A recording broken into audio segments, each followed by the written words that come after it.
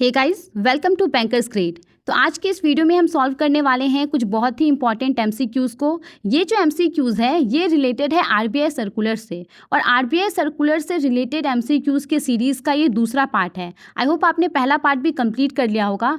और देखिए, अगर आपको ये वीडियो पसंद आता है तो आप इसे लाइक कर सकते हैं, चैनल को सब्सक्राइब कर सकते हैं। और यहाँ पे अगर आपको इस पर्टिकुलर वीडियो का PDF चाहिए तो इसे भी आप डाउनलोड कर सकते हैं टेलीग्राम चैनल से, जिसका लिंक डिस्क्रिप्शन बॉक्स में दिया हुआ है। तो आपको किस तरीके से ये सारे एमसीक्यू को सॉल्व करना है, आपके सामने क्वेश्चन आएगा और आपका जो भी राइट आंसर होगा वो आपको बताना है। क्वेश्चन को अच्छे से पढ़िएगा।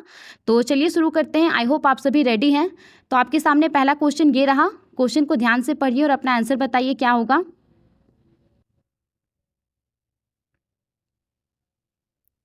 पढ़ लिया क्वेश्चन आपने?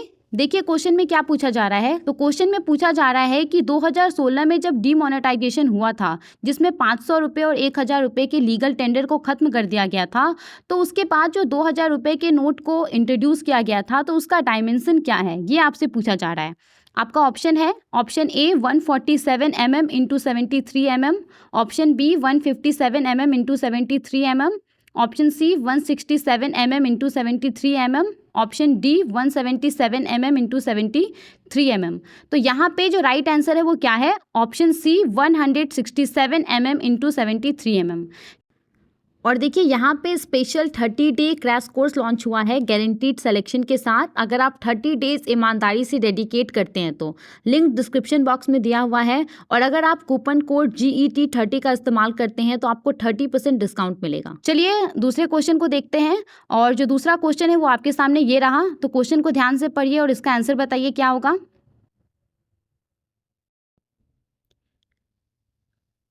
देखिए इस क्वेश्चन में DLG कवर के बारे में पूछा जा रहा है, डिफॉल्ट लॉस गारंटी कवर। आई होप आप लोगों ने इसको कर लिया होगा। देखिए क्वेश्चन में क्या पूछा जा रहा है, what is the maximum limit for DLG cover for any outstanding portfolio. किसी भी आउटस्टैंडिंग पोर्टफोलियो के लिए जो DLG कवर है वो मैक्सिमम कितना हो सकता है, ये आपसे पूछा जा रहा है। आपके ऑप्शन है यहाँ पे option A 1% of the loan portfolio amount, option B 2% of the loan portfolio amount, option C 3%, option D 4%, option E 5%। तो देखिए यहाँ पे जो राइट आंसर है वो है option E 5% of the loan portfolio amount. अब देखिए यहाँ पे ये जो DLG है इसका क्या मतलब होता है, डिफ़ॉल्ट लॉस गारंटी। इसको फर्स्ट लॉस डिफ़ॉल्ट गारंटी के नाम से भी जाना जाता है। इसमें क्या होता है कि जो रेगुलेटेड इंटिटीज़ होती हैं, जैसे कि बैंक्स हो गई, NBFCs हो गई, वो किसी दूसरे इंटिटी के साथ एक कॉन्ट्रैक्चुअल अरेंजमेंट कर लेती है।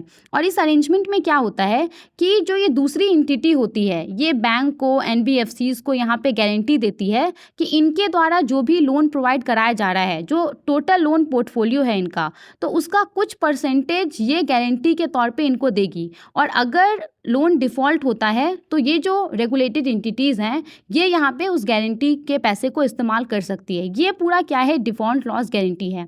और यहाँ पे देखिए क्वेश्चन में क्या पूछा जा रहा था, क्वेश्चन में पूछा जा रहा था कि ये जो डिफ़ॉल्ट लॉस गारंटी के तहत जो गारंटी प्रोवाइड कराया जाता है यहाँ पे रेगुलेटेड एंटिटी को, तो ये कितना हो सकता है, ये क्वेश्चन में पूछा जा रहा था। तो कितना हो सकता है, 5% of the loan portfolio amount. अब यहाँ पे देखिए कोई रेगुलेटेड एंटिटी है तो वो डिफ़ॉल्ट लॉस गारंटी को कब इन्वोक कर सकती है, तो यहाँ पे with in a maximum over due period of 120 days जो DLG है इसको इन्वोक कर सकती है रेगुलेटेड एंटिटीज़, अनलेस कि जो बोरोवर है वो यहाँ पे पेमेंट नहीं करता है उस 120 दिनों में। आई होप आपको ये पूरा जो क्वेश्चन है वो क्लियर हो गया होगा। चलिए अब आगे बढ़ते हैं और आपके सामने जो नेक्स्ट क्वेश्चन है वो ये रहा। ध्यान से क्वेश्चन को पढ़िए और इसका आंसर बताइए क्या होगा।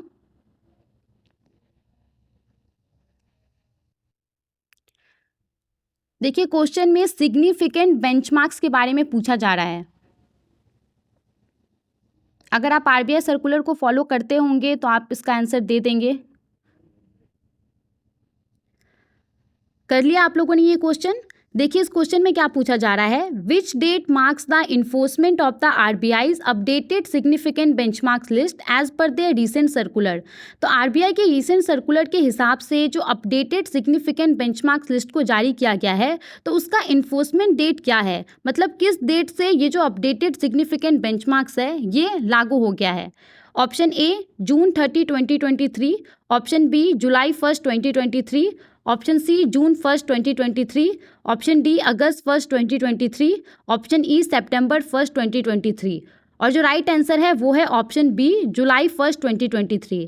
अब देखिए यहाँ पे जो सिग्निफिकेंट बेंचमार्क्स लिस्ट है इसको अपडेट इसीलिए किया गया क्योंकि वन ऑफ द जो सिग्निफिकेंट बेंचमार्क है माई4 उसके पब्लिकेशन को जून 30 2023 के बाद से बंद कर दिया गया financial benchmarks India private limited के द्वारा। अब ये जो माई4 है ये क्या था, Mumbai interbank forward offer rate. इस रेट पे जो इंडियंस बैंक है वो आपस में एक दूसरे को लेंडिंग करती थी, तो इसके पब्लिकेशन को 30 जून 2023 के बाद से बंद कर दिया गया और इसके जगह पे modified Mumbai interbank forward outright rate MMIFOR इसको इंट्रोड्यूस किया गया। अब यहाँ पे आप देख सकते हैं कि अपडेटेड लिस्ट है सिग्निफिकेंट बेंचमार्क्स का। तो यहाँ पे क्या क्या है, सबसे पहला है overnight Mumbai interbank outright rate MIBOR, उसके बाद है USD INR reference rate, treasury bills rate, valuation of government securities, valuation of state development loans SDL और ये आपका MMIFOR। तो ये यहाँ पे क्या है, अपडेटेड लिस्ट है सिग्निफिकेंट बेंचमार्क्स का जिसको कि RBI के सर्कुलर के हिसाब से इशू किया गया है। चलिए आगे बढ़ते हैं और नेक्स्ट क्वेश्चन को देखते हैं। तो आपके सामने जो नेक्स्ट क्वेश्चन है ये रहा, कर लिया इस क्वेश्चन को आपने। देखिए इस क्वेश्चन में क्या पूछा जा रहा है, what is the revised overall priority sector lending target for primary urban cooperative banks. तो यहाँ पे पूछा जा रहा है कि जो अर्बन कोऑपरेटिव बैंक्स है उसके लिए revised overall priority sector lending target क्या है। तो यहाँ पे ऑप्शन क्या है, ऑप्शन ए 55% ऑफ ANBC और CEO BSE whichever is higher, option B 60% of ANBC और CEO BSE, option C 65%, option D 70%, option E 75% of ANBC और CEO BSE whichever is higher. तो देखिए यहाँ पे जो राइट आंसर होगा वो है ऑप्शन ई 75% ऑफ ANBC और CEO BSE whichever is higher. अब देखिए इस क्वेश्चन में कोई स्पेसिफिक डेट मेंशन नहीं है कि उस डेट तक आपसे पूछा गया है कि बताइए अर्बन कोऑपरेटिव बैंक्स का ओवरऑल प्रायोरिटी सेक्टर टारगेट क्या है इस पर्टिकुलर डेट तक। यहाँ पे बस आपसे revised overall priority sector lending target के बारे में पूछा गया है। तो यहाँ पे क्या किया गया था, यहाँ पे 2 साल से बढ़ा दिया गया था जो PSL टारगेट था उसको अर्बन कोऑपरेटिव बैंक्स के लिए 31 मार्च 2026 तक के लिए उसको बढ़ा दिया गया था। और यहाँ पे जो ओवरऑल PSL टारगेट है इस डेट तक वो कितना है, 75% ऑफ ANBC और CEO BSE whichever is higher. अब यहाँ पे ये जो ANBC है इसका फुल फॉर्म क्या है, एडजस्टेड नेट बैंक क्रेडिट, और यहाँ पे ये जो CEO BSE है इसका फुल फॉर्म है credit equivalent amount of balance sheet exposure. इसके अलावा देखिए यहाँ पे अगर आपसे पूछा जाता है कि 31 मार्च 2024 तक क्या टारगेट है, तो यहाँ पे 60% है, 60% ऑफ ANBC और CEO BSE whichever is higher. और यहाँ पे मार्च 31 2025 तक अगर आपसे पूछा जाता है तो ये कितना है target, overall PSL target 65% of ANBC और CEO BSE whichever is higher. तो ये पूरा क्वेश्चन है यहाँ पे। आई होप आपको ये क्वेश्चन अच्छे से समझ में आ गया होगा कि क्वेश्चन में क्या पूछा जा रहा है। चलिए अब आगे बढ़ते हैं और आज का जो हमारा 5th क्वेश्चन है वो आपके सामने ये रहा। क्वेश्चन को ध्यान से पढ़िए और इसका आंसर दीजिए। कर लिया ये क्वेश्चन आप लोगों ने। देखिए इस क्वेश्चन में क्या पूछा जा रहा है, यहाँ पे पूछा जा रहा है कि शेड्यूल कमर्शियल बैंक्स कॉल और नोटिस मनी मार्केट के अंतर्गत मैक्सिमम कितने पीरियड के लिए बोरोइंग कर सकती है।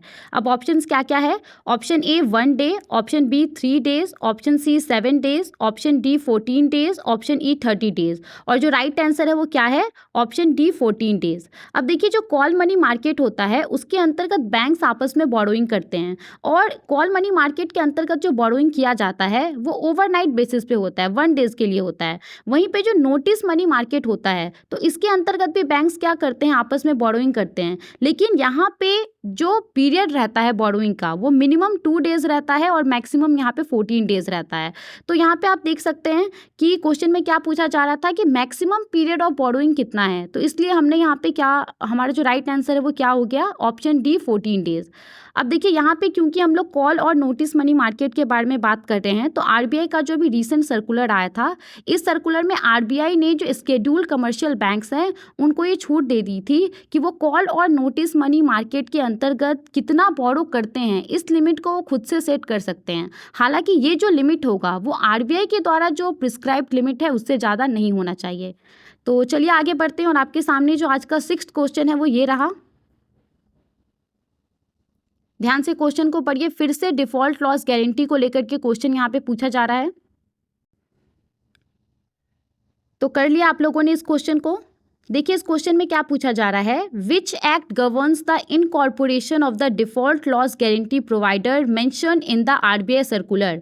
जो डिफॉल्ट लॉस गारंटी प्रोवाइडर होते हैं उसका जो इनकॉर्पोरेशन होता है तो उसको किस एक्ट के द्वारा गवर्न किया जाता है, ये आपसे पूछा जा रहा है। Option A companies act 2013, option B foreign exchange management act 1999, option C payment and settlement system act 2007, option D reserve bank of India act 1934। तो यहाँ पे जो राइट आंसर है वो क्या है, ऑप्शन ए कंपनीज एक्ट 2013। चलिए आगे बढ़ते हैं और आपके सामने जो 7th क्वेश्चन है वो ये रहा। पढ़ लिया आप लोगों ने इस क्वेश्चन को। देखिए इस क्वेश्चन में क्या पूछा जा रहा है, in case of implicit guarantee arrangements the DLG provider shall bear performance risk of. अब यहाँ पे देखिए, यहाँ पे पूछा जा रहा है कि इम्प्लिसिट गारंटी अरेंजमेंट में जो डीएलजी प्रोवाइडर रहेगा वो लोन पोर्टफोलियो अमाउंट के कितने % तक परफॉर्मेंस रिस्क को बियर करेगा। तो यहाँ पे जो ऑप्शन है वो क्या है, option A 2% of the loan portfolio amount, option B 3% of the loan portfolio amount, option C 4% of the loan portfolio amount, option D 5%, option E 6%। तो जो यहाँ पे राइट आंसर है वो क्या है, option D 5% of the loan portfolio amount. तो यहाँ पे जो हमने लास्ट क्वेश्चन में पढ़ा था, लास्ट के लास्ट क्वेश्चन में, कि जो डीएलजी कवर है वो कितना रहेगा, तो हमने वहाँ पे पढ़ा था कि लोन पोर्टफोलियो अमाउंट के 5% तक डीएलजी कवर रहेगा। तो इस क्वेश्चन में भी जो इन case of implicit guarantee arrangement में भी जो डीएलजी प्रोवाइडर रहता है वो जो परफॉर्मेंस रिस्क होता है उसका वो इतना ही बियर करेगा जितना कि लोन पोर्टफोलियो अमाउंट के 5% होगा। ये यहाँ पे इस क्वेश्चन में कहा जा रहा है। चलिए आगे बढ़ते हैं और आपके सामने जो नेक्स्ट क्वेश्चन है वो ये रहा। ध्यान से क्वेश्चन को पढ़िए और आई होप कि आप सब इसका आंसर आसानी से दे देंगे, क्योंकि हमने थोड़ी देर पहले ही इसके बारे में डिस्कस किया था।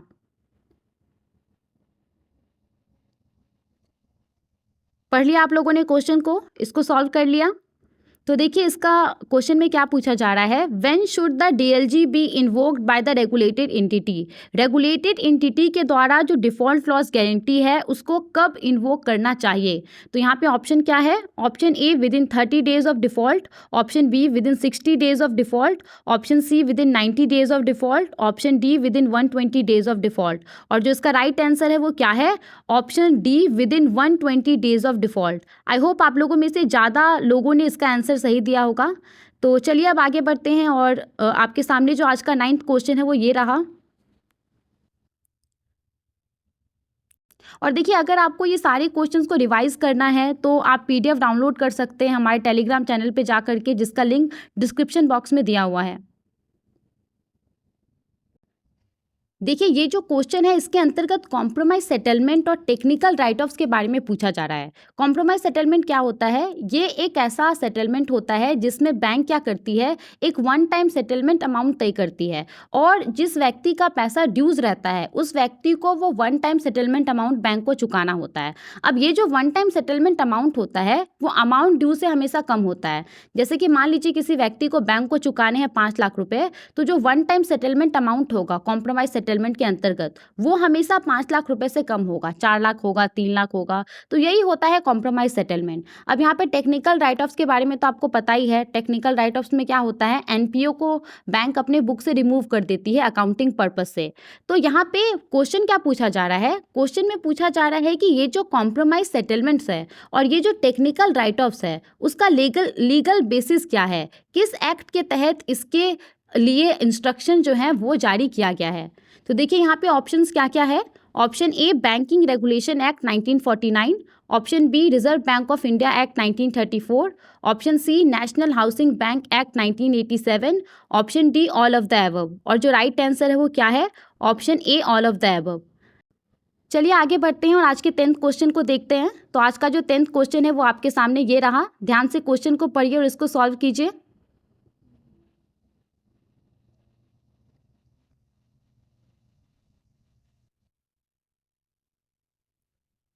पढ़ लिया ये क्वेश्चन आपने।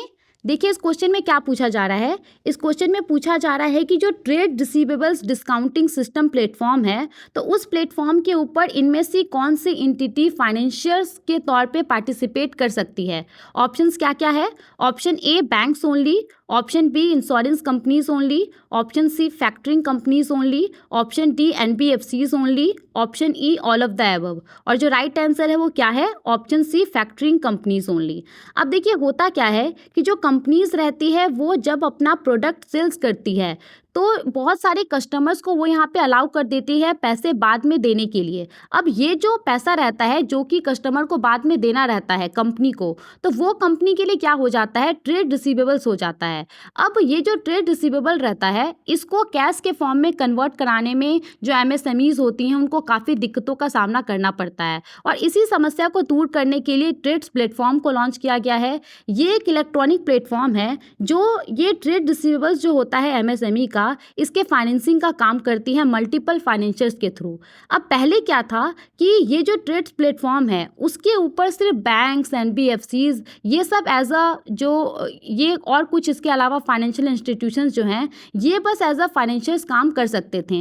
लेकिन यहाँ पे आरबीआई ने ये नोटिस किया कि जो फैक्टरिंग रेगुलेशन एक्ट 2011 है उसके तहत कुछ और इंटिटीज़ भी हैं, कुछ और इंस्टीट्यूशंस भी हैं जो कि फैक्टरिंग ट्रांजेक्शन्स कर सकते हैं। और इसी चीज़ को ध्यान में रखते हुए यहाँ पे आरबीआई ने क्या किया? यहाँ पे आरबीआई ने परमिट कर दिया कि जितने सारे भी इंटिटीज़ हैं, इंस्टीट्यूशंस हैं जो कि फैक्टरिंग बिजनेस कर सकते हैं, ये जो फैक्टरिंग रेगुलेशन एक्ट 2011 है उसके तहत, वो यहाँ पे ट्रेड प्लेटफॉर्म पे आकर के एज अ फाइनेंशियर्स भी पार्टिसिपेट कर सकते हैं। अब देखिए इस क्वेश्चन में क्या पूछा जा रहा है, इस क्वेश्चन में के ऑप्शंस को अगर आप देखेंगे तो यहाँ पे बैंक्स ओनली कहा गया है, इंश्योरेंस कंपनी ओनली कहा गया है, तो ये सब तो सिर्फ नहीं है ओनली। यहाँ पे फैक्टरिंग कंपनीज के जो भी फैक्टरिंग कंपनीज है, जो भी यहाँ पे फाइनेंशियल इंस्टीट्यूशंस है जो कि फैक्टरिंग रेगुलेशन एक्ट 2011 के अंतर्गत फैक्टरिंग ट्रांजेक्शन्स कर सकते हैं, वो सब यहाँ पे एज अ फाइनेंशियर्स पार्टिसिपेट कर सकते हैं ट्रेड्स प्लेटफॉर्म के ऊपर। और इसीलिए यहाँ पे जो हमारा राइट आंसर है वो क्या है? Option C factoring companies only.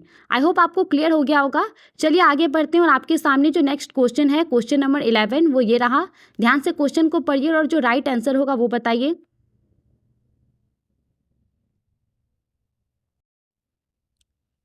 कर लिया आप लोगों ने इस क्वेश्चन को?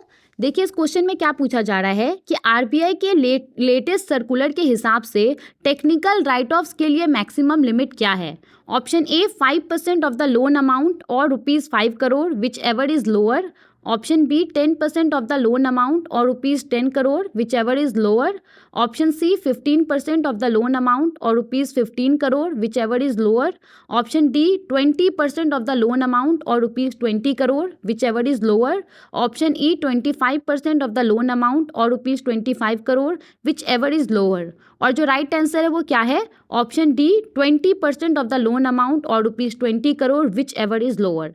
तो चलिए आगे बढ़ते हैं और आज का 12th क्वेश्चन आपके सामने ये रहा। क्वेश्चन को ध्यान से पढ़िए और इसका राइट आंसर क्या होगा बताइए।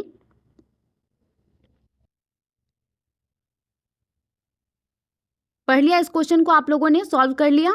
देखिए इस क्वेश्चन में क्या पूछा जा रहा है, यहाँ पे पूछा जा रहा है कि 2000 रुपये के डिनोमिनेशन बैंक नोट्स को कब इंट्रोड्यूस किया गया था। जो इंट्रोडक्शन डेट है वो आपसे पूछा जा रहा है। ऑप्शन ए सितंबर 2016, ऑप्शन बी अक्टूबर 2016, ऑप्शन सी नवंबर 2016, ऑप्शन डी जनवरी 2016, ऑप्शन ई जुलाई 2016। तो इसका जो राइट आंसर होगा वो क्या है? ऑप्शन सी नवंबर 2016। चलिए आगे बढ़ते हैं और आज का 13th क्वेश्चन आपके सामने ये रहा। ध्यान से क्वेश्चन को पढ़िए और जो राइट आंसर होगा वो बताइए।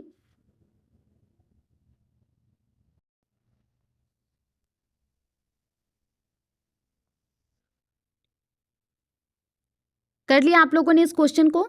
देखिए आप इस क्वेश्चन को सॉल्व नहीं कर पाएंगे अगर आपको इनफॉर्मल माइक्रो एंटरप्राइजेस का डेफिनेशन नहीं पता होगा। इस क्वेश्चन में क्या पूछा जा रहा है कि रजिस्ट्रेशन और गवर्नमेंट स्कीम्स के लिए इनमें से कौन सा इनफॉर्मल माइक्रो एंटरप्राइजेस का डिफाइनिंग कैरेक्टरिस्टिक्स है। तो देखिए इसका जो राइट आंसर होगा वो है option C, IMEs are unable to register on the URP due to lack of mandatory document like PAN और GSTIN and can't avail government schemes और प्रोग्राम। तो चलिए इसको हम हम समझते हैं, थोड़ा सा ये समझने वाला पॉइंट है।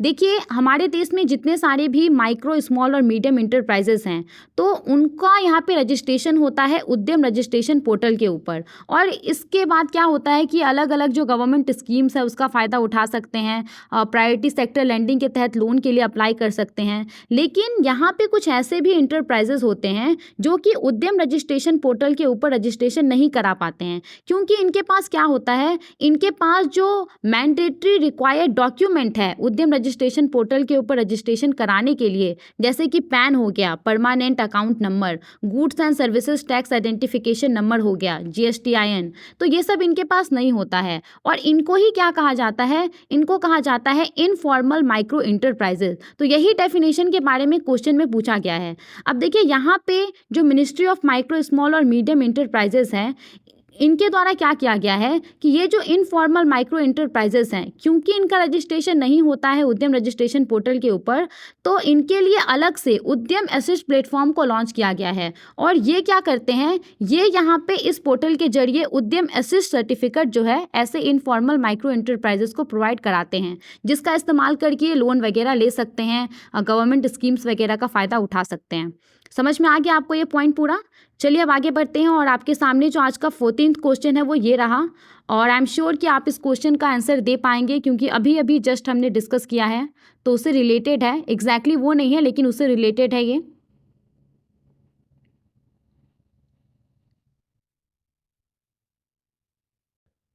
कर लिया आप लोगों ने इस क्वेश्चन को? देखिए इस क्वेश्चन में क्या पूछा जा रहा है, यहाँ पे पूछा जा रहा है कि किसी इनफॉर्मल माइक्रो इंटरप्राइजेस का जो कि उद्यम असिस्ट पोर्टल के ऊपर रजिस्टर्ड है, तो इसका उद्यम रजिस्ट्रेशन पोर्टल के ऊपर माइग्रेशन कब होगा। अब देखिए यहाँ पे जो इनफॉर्मल माइक्रो इंटरप्राइजेस है, इसका उद्यम असिस्ट पोर्टल के ऊपर रजिस्ट्रेशन इसीलिए होता है क्योंकि इसके पास पैन नहीं होता है, इसके पास GSTIN नहीं होता है। तो जब इसके पास ये सब आ जाएगा तो ये ऑटोमेटिकली उद्यम रजिस्ट्रेशन पोर्टल के ऊपर जाकर के अपना रजिस्ट्रेशन करवा सकती हैं। तो यहाँ पे जो राइट आंसर है वो क्या होगा, option C, migration occurs once IMEs obtain the required document like PAN और GSTIN। समझ में आ गया आपको ये क्वेश्चन? चलिए आगे बढ़ते हैं और आपके सामने जो आज का 15th क्वेश्चन है वो ये रहा। ध्यान से क्वेश्चन को पढ़िए और अपना राइट आंसर बताइए। तो कर लिया आप लोगों ने इस क्वेश्चन को? देखिए इस क्वेश्चन में क्या पूछा जा रहा है, इस क्वेश्चन में पूछा जा रहा है कि जो स्केड्यूल कमर्शियल कोऑपरेटिव बैंक्स है उनको विलफुल डिफॉल्टर के अगेंस्ट में इनमें से कौन सा एक्शन इनिशिएट करना चाहिए। तो यहाँ पे जो ऑप्शन है वो क्या है, to provide them additional credit facilities, जो विलफुल डिफॉल्टर होगा उसको एडिशनल क्रेडिट फैसिलिटीज़ देना चाहिए। Option B, no additional facilities should be granted, किसी भी प्रकार का एडिशनल फैसिलिटी उसको नहीं देना चाहिए। Option C, to ignore their wilful default, उसका जो विलफुल डिफॉल्ट है उसको इग्नोर करना चाहिए। अब देखिए विलफुल डिफॉल्टर ऐसे डिफॉल्टर को कहते हैं जिसके पास एबिलिटी होती है पैसा पे करने को, लेकिन फिर भी वो पैसा पे नहीं करता है, तो वो विलफुल डिफॉल्टर्स कहलाता है। इसके बाद option D, to provide them with more time to repay their debt, उनको थोड़ा ज़्यादा समय देना चाहिए ताकि वो जो उसका डेट है उसको चुका सके। तो यहाँ पे जो राइट आंसर है वो क्या है, option B, no additional facility should be granted. आज का ये हमारा लास्ट क्वेश्चन था। आई होप सभी क्वेश्चंस को आपने अच्छे से सॉल्व किया मेरे साथ। अगर आपको ये वीडियो पसंद आया है तो आप इसे लाइक कर सकते हैं और चैनल को सब्सक्राइब भी कर सकते हैं। Thank you for watching.